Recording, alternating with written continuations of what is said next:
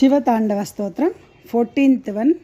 इमं हि नित्यमेव मुक्तमुत्तमोत्तमं स्तवं पठन् स्मरन् ಅಂದರೆ ನಾಗೆ ಸಾವತ್ತು ಮಾವತ್ತು ಪಠನ್ ಸ್ಮರನ್ ಭ್ರೂ ನೂಗೆ ಭಾವತ್ತು ರಾವತ್ತು ಪಠನ್ ಸ್ಮರನ್ ಭ್ರೂ ವನ್ನರೋ ವಿಶುದ್ಧಿ ಮೀತಿ ಸಂತತಂ. ಸೆಕೆಂಡ್ ಲೈನ್ ಇನ್ನೊಂದ್ಸರಿ ಹೇಳೋಣ.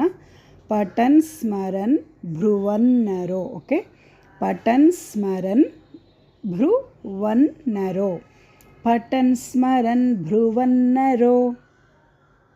इमं हि नित्यमेव मुक्तमुत्तमोत्तमं स्तवं पठन् स्मरन् भ्रुवन्नरो विशुद्धिमेति सन्ततं. हरे गुरौ सुभक्ति माशु याति नान्यथा गतिं विमोहनं हि देहिनां सुशङ्करस्य चिन्तनं. हरे गुरौ सुभक्तिमासु याति नान्यथा गतिं विमोहनं हि देहिनां सुशङ्करस्य चिन्तनम्.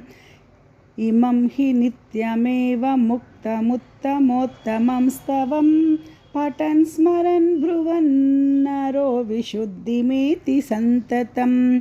हरे गुरौ सुभक्तिमाशु याति नान्यथा गतिं विमोहनं हि देहिनां सुशङ्करस्य चिन्तनं. कदा निलिम्पनिर्झरी निकुञ्जकोटरे वसन् विमुक्तदुर्मतिः सदा शिरस्तमञ्जलिं वहन्. विमुक्तलोललोचनो ललाटपाललग्नकः शिवेति मन्त्रमुच्चरन् सदा सुखी भवाम्यहम्. इमं हि नित्यमेव मुक्तमुत्तमोत्तमं स्तवं पठन् स्मरन् भ्रुवन्नरो विशुद्धिमेति सन्ततं.